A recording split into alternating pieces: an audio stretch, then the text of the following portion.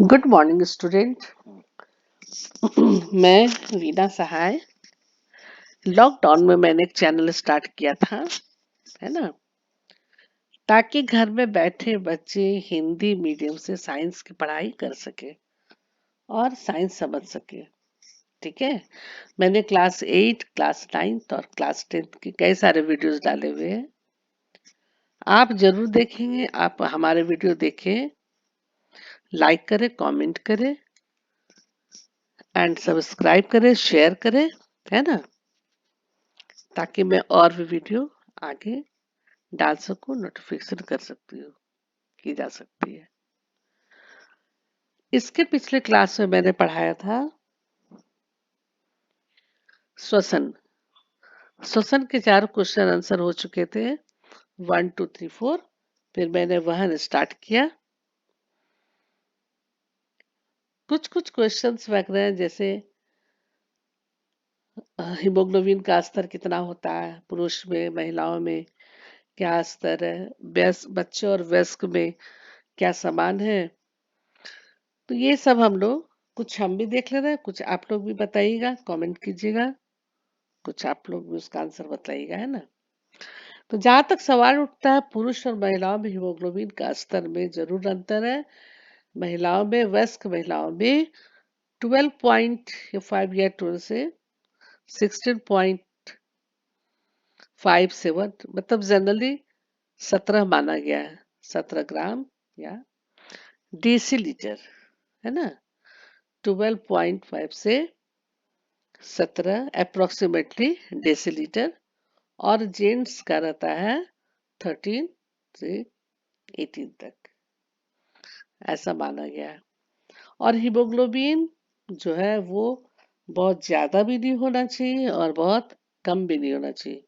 ज्यादा हीमोग्लोबिन से भी बीमारी होती है, और कम से तो एनीमिया होता है, वो आप लोग को पता ही, रक्त अल्पता, है ना, एनीमिया जिसे कहते हैं। आज हम पढ़ेंगे रुधिर। इसके पिछले क्लास में मैंने थोड़ा सा बतलाया था कि रुधिर भोजन, ऑक्सीजन और वर्ज्य पदार्थों का हमारे शरीर में वहन करता है ना। ये चीज हम आप लोग को बता चुके थे, फिर भी हल्का सा बता देती हूँ। तो रुधिर में एक तरल माध्यम होता है जो प्लाज्मा कहलाता है। यह प्लाज्मा भोजन, कार्बन डाइऑक्साइड तथा नाइट्रोजनी वर्ज्य पदार्थ का विलीन रूप से वहन करता है। ऑक्सीजन को लाल रुधिर कणिकाएं ले जाती हैं, रेड ब्लड कॉर्पुसल्स, इसी को आरबीसी कहते हैं। ऑक्सीजन को आरबीसी ले जाती है। बहुत से अन्य पदार्थ जैसे लवण का वहन भी रुधिर के द्वारा होता है ना। हमें एक पंपन यंत्र की आवश्यकता है जो रुधिर की अंगों के आसपास ढकेल सके, रुधिर को अंगों के आसपास ढकेल सके। तो नलियों के एक परिपथ की आवश्यकता है जो रुधिर को सभी ऊतकों तक भेज सके, तथा एक तंत्र की भी जो यह सुनिश्चित करे कि इस परिपथ में यदि कभी टूट फूट होती हो तो उसकी मरम्मत हो सके। यानी कि हमें यहाँ एक परिवहन तंत्र की आवश्यकता है, और उसमें कई सारे हमारे अंग जो भाग लेते हैं, आज हम उनके बारे में पढ़ेंगे, परिवहन तंत्र के बारे में, है ना। तो हमारा पंप हृदय, हृदय का काट है। यह हृदय का सेक्शन करके दिखलाया गया है। मानव हृदय का व्यवस्थात्मक काट हृदय। तो सबसे पहले हम लोग तो जानते कि हमारा हृदय 4 भागों में, 4 चैम्बर में बटा हुआ है ना। 4 कोष्ठ होते हैं, 2 ऊपर के कोष्ठ हैं, दायां आलिंद और इधर बायां आलिंद कहलाता, ये ऊपरी भाग हुआ। और निचली भाग है शरीर के निचले भाग से महाशिरा, यहाँ ये कहलाता है दायां निलय। और यहाँ है दायां निलय और इधर है बायां निलय। 4 भागों में हमारा हृदय बटा हुआ है। 4 कोष्ठ में, भागों में, 4 चैम्बर में, है ना, 4 चैम्बर में बांटा गया है। ऊपर कहलाता है दायां आलिंद, बायां आलिंद, और नीचे कहलाता है दायां निलय और बायां निलय। ये जो है, ये फुसफुस धमनियां यानी कि पल्मोनरी आर्टरी है। ये फुसफुस धमनिया में, पल्मोनरी आर्टरी में रहता है डीऑक्सीजनेटेड ब्लड, यानी कि अशुद्ध। ठीक है, डीऑक्सीजनेटेड ब्लड यानी कि अशुद्ध। और फुसफुस महास महाशिरा में, यानी कि पल्मोनरी वेन्स में, पल्मोनरी वेन में ये है शुद्ध ब्लड यानी कि ऑक्सीजनेटेड ब्लड। ठीक है, शीरा लिखा हुआ है तो आप लोग कंफ्यूज नहीं कीजिएगा, सिराए मतलब वेन्स, यहाँ पे है ऑक्सीजनेटेड ब्लड यानी कि शुद्ध शुद्ध रक्त, ऑक्सीजन ऑक्सीजन जनित ब्लड रक्त। और ये है महाधमनी, एरोटा इसको कहते हैं, महाधमनी। हाँ, और यहाँ पर है महाशिरा। ये देखिए, ये मोटी सी नाली होती है, मोटी नली होती है, ये महाशिरा है और ये महाधमनी है। अब हम यहाँ पर, ये तो स्ट्रक्चर हो गया, अब स्ट्रक्चर के बारे में हम पढ़ रहे हैं। हमारा हृदय एक छोटा सा मुट्ठी के आकार का होता है ना, मुट्ठी के आकार का हमारा हृदय होता है, या पेशी अंग होता है, पेशियों का बना होता है, क्योंकि रुधिर को ऑक्सीजन और कार्बन डाइऑक्साइड दोनों का ही वहन करना होता है ना। रुधिर का कार्य क्या है? ऑक्सीजन और कार्बन डाइऑक्साइड दोनों का वहन करना, और भोजन, पचे हुए भोजन का, कार्बन डाइऑक्साइड का, नाइट्रोजन वर्ज्य पदार्थ सबका वहन करना। ठीक है, तो यहाँ क्या है, ऑक्सीजन, अतः ऑक्सीजन प्रचुर रुधिर को कार्बन डाइऑक्साइड युक्त रुधिर से मिलने को रोकने के लिए हृदय कई कोष्ठों में बटा होता है ना।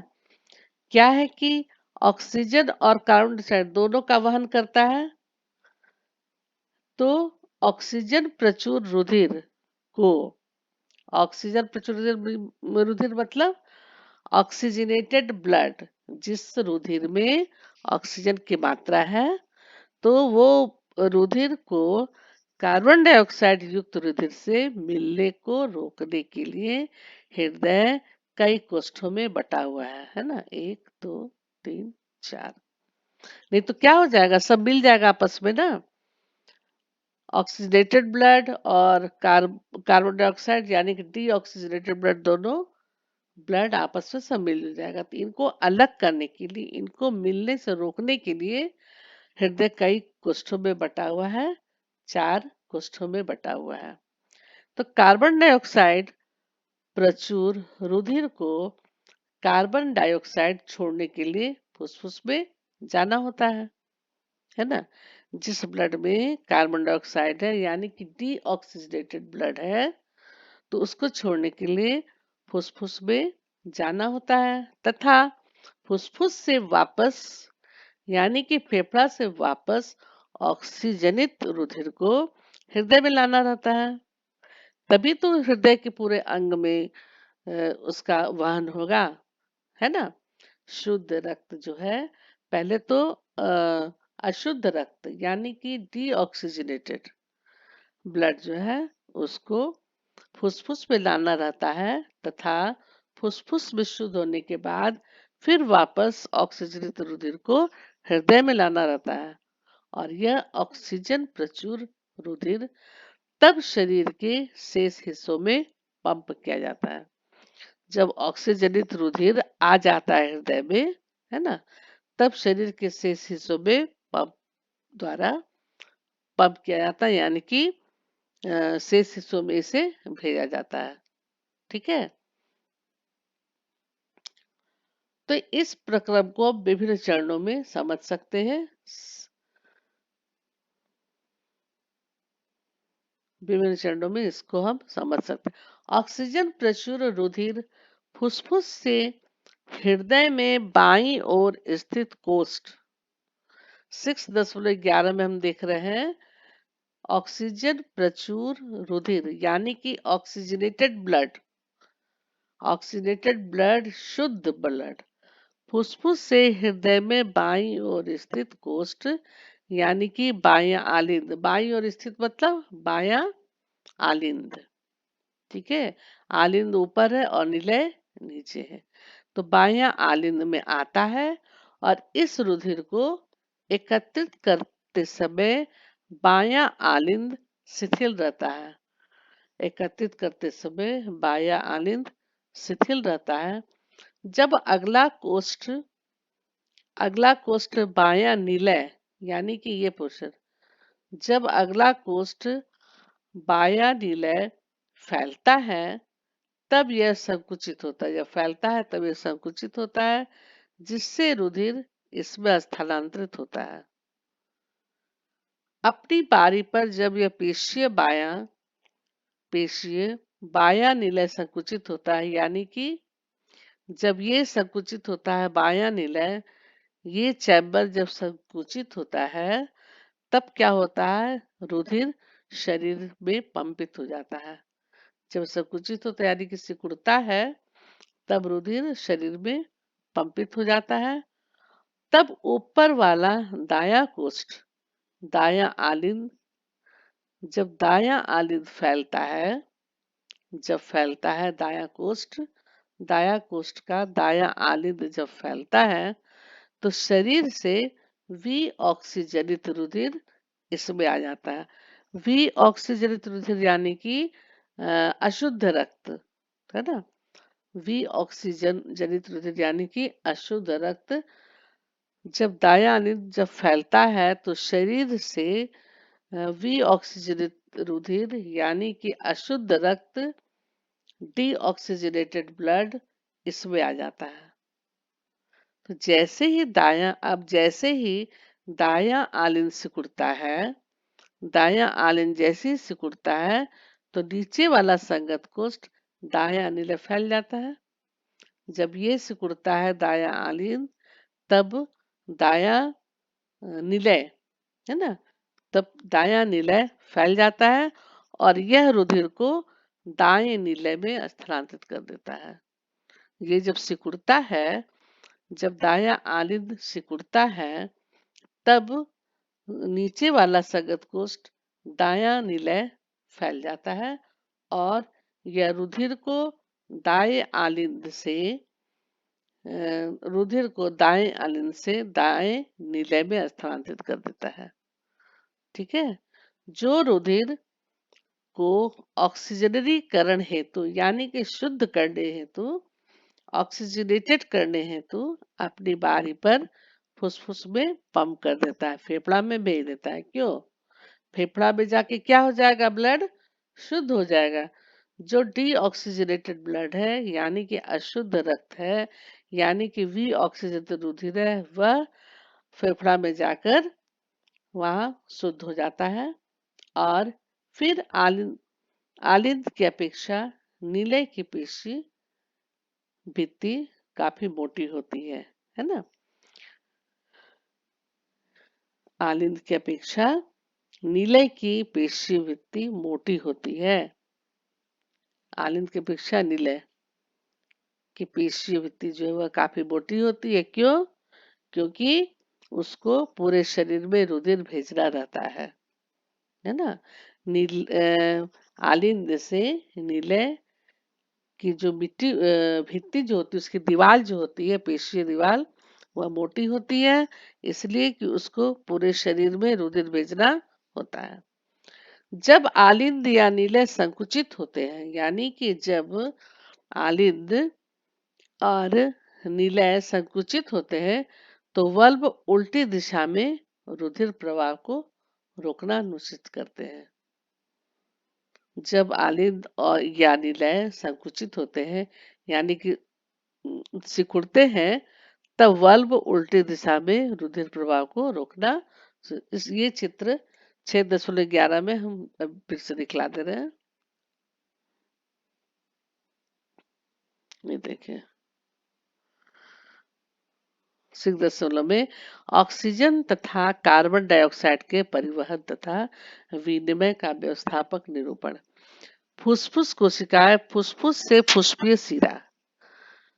शरीर को महाधमनी में रहता है शुद्ध रक्त, है ना। ये जो है महाधमनी यानी कि इसमें शुद्ध रक्त है। और ये है फुसफुस शिराएं पल्मोनरी आर्टरी ये जो है इसमें अशुद्ध रक्त होता है। ये फुसफुसीय धमनी जो है यानी कि पल्मोनरी आर्टरी इसमें अशुद्ध रक्त है। क्यों? ये अशुद्ध रक्त फुसफुस में जाकर के फेफड़ा में जाकर के ये शुद्ध हो जाता है ना।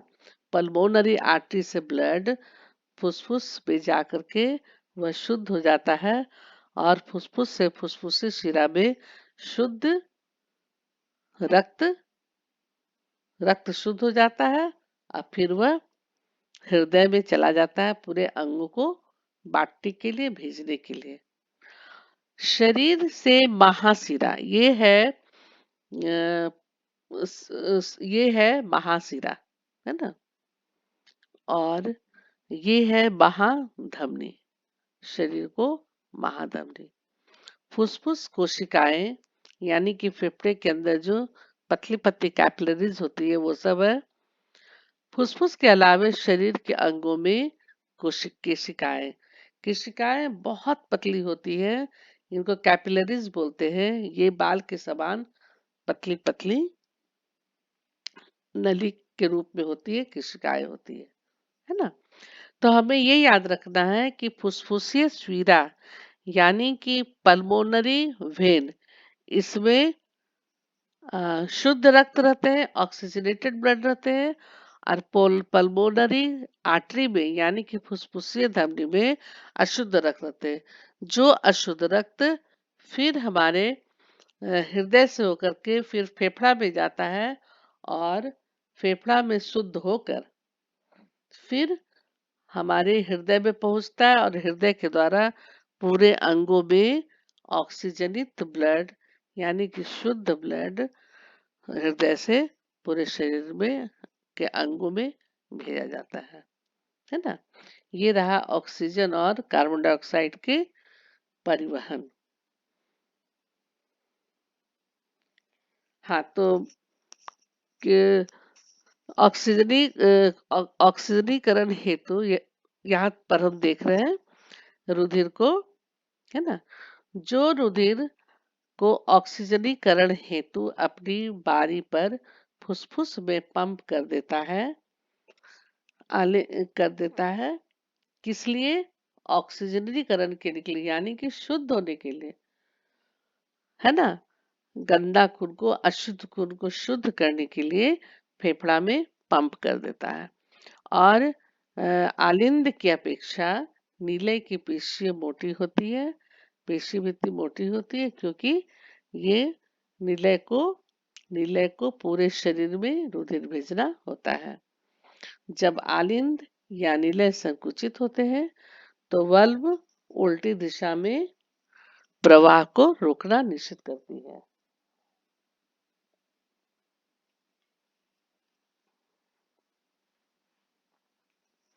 उल्टी दिशा में रुधिर प्रवाह को रोकना सुनिश्चित करते हैं। तो इस तरह से मानव हृदय का काट दृश्य, है ना। ये चित्र जरूर एग्जाम में आएगा। इसको आप लोग बनाने का प्रैक्टिस कर लीजिएगा। बहुत ज्यादा इसमें कुछ नहीं, इतना याद रखना है कि हृदय को 4 चैम्बरों में बांटा गया है। दाया आलिंद, ऊपर हो गया दाया आलिंद और ऊपर हो गया बाया आलिंद। उसी तरह निचला हिस्सा हो गया दाया निलय और बाया निलय। और ये हमें याद रखना होगा, है ना। फुसफुस धमनियां, फुसफुस शिराएं, ऊपरी भाग से महाशिरा और महाधमनी। इसमें ज्यादा नहीं है, बस इतनी हमको याद रखना है और चित्र को बना करके देख लेना है।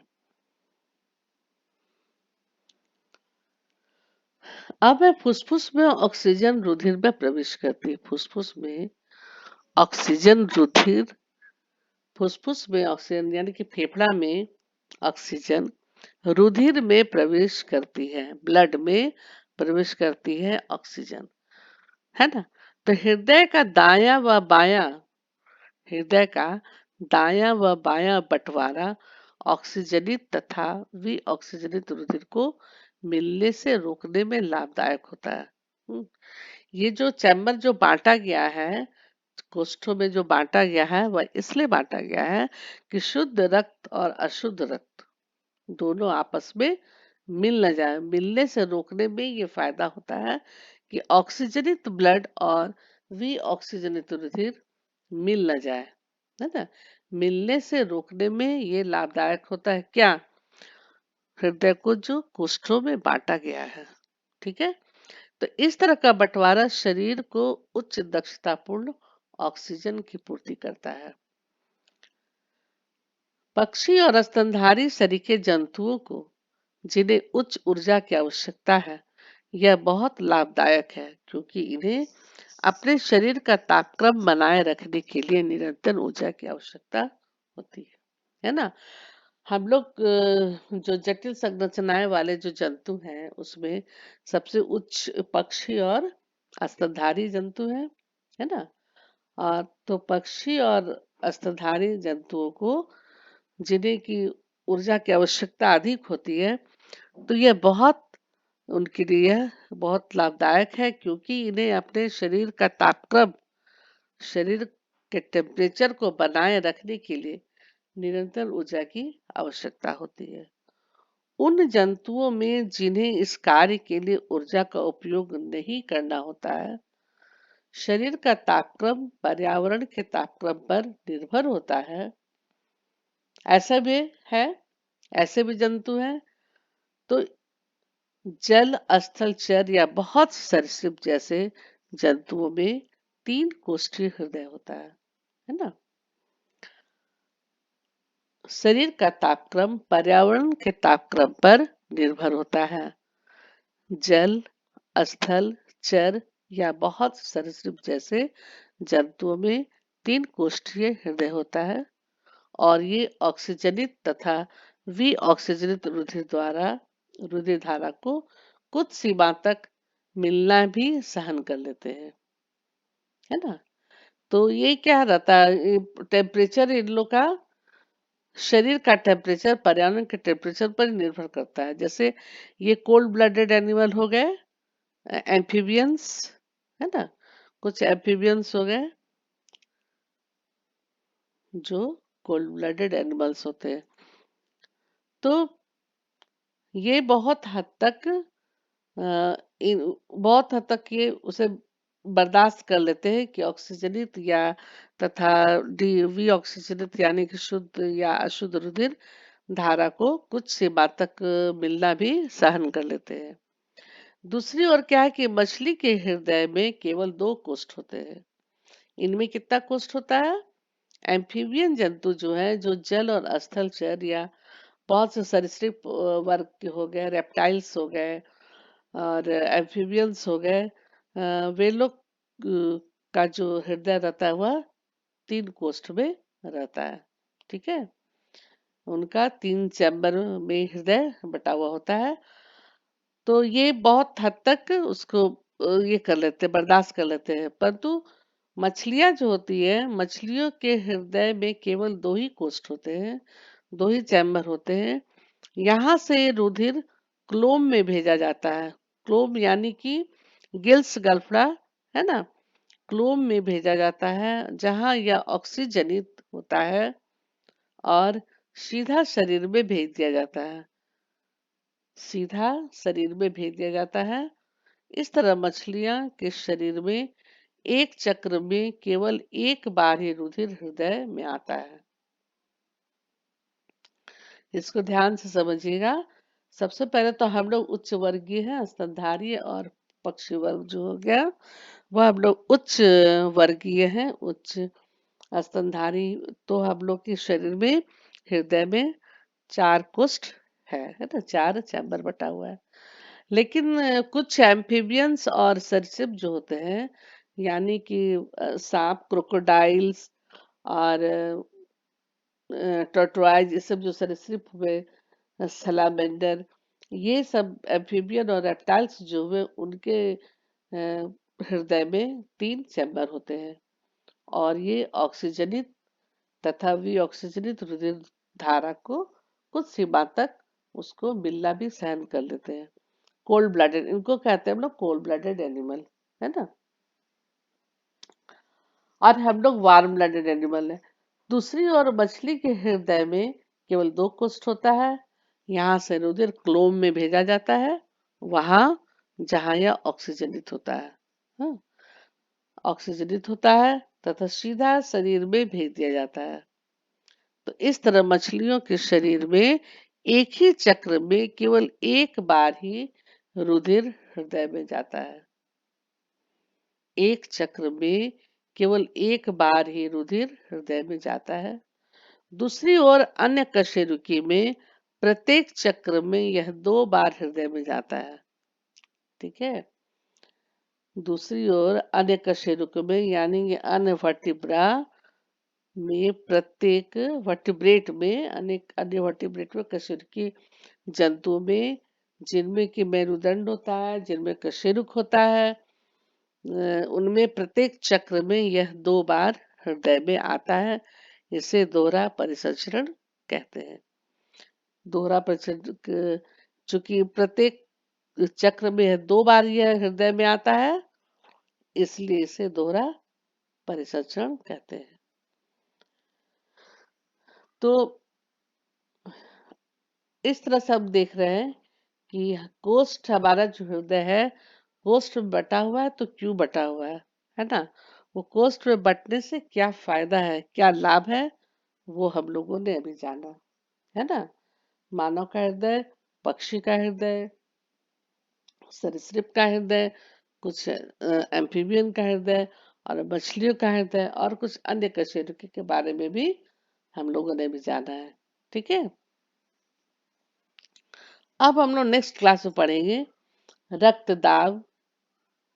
रक्तदाब सबको पता है कि रक्तदाब क्या होता है। ब्लड प्रेशर सबका नाम सुना हुआ होगा, है ना। इसके बारे में कुछ बतलाएंगे और रक्तदाब के बाद फिर आगे हम लोग बढ़ेंगे, है ना। तो तब तक के लिए हम यहीं तक रहने देते हैं। इसको आप लोग और पढ़िएगा और रीडिंग लगाइएगा। ये जो चित्र है ऑक्सीजन और कार्बन डाइऑक्साइड के परिवहन, इसका ये ड्राइंग और हृदय का जो काट है, इसको आप लोग बनाने का प्रैक्टिस कीजिएगा, क्योंकि ये एग्जाम में जरूर आता है और बहुत हार्ड नहीं है, एकदम आराम से हो जाएगा। आप लोग को सिर्फ इसका नाम याद रखना है और ये बन जाएगा। चित्र बना करके यदि आप लोग हल्का सा कलर कर देंगे तो ज्यादा और अच्छा रहेगा। ठीक है। ऑक्सीजनेटेड ब्लड को हल्का लाइट कलर रेडिश या पिंक कर दीजिएगा और डीऑक्सीजनेटेड ब्लड जो है उनको हल्का नीला या ग्रीन। ठीक है। ऐसे करके आप फिगर बनाएंगे और जितने का भी रहेगा वो उतना का उतना नंबर। तो आज हम यहीं तक रहने देते हैं और अगले क्लास के लिए आप लोग जो कमेंट होगा जरूर कीजिएगा। मैं नेक्स्ट क्लास में जरूर बतलाऊंगी, है ना। इसलिए आप लोग वीडियोस देखिए, लाइक कीजिए, कमेंट कीजिए, शेयर कीजिए, सब्सक्राइब कीजिए, ताकि मैं जल्दी से जल्दी नेक्स्ट वीडियो का नोटिफिकेशन कर सकूं। ठीक है। Okay, bye. Thank you.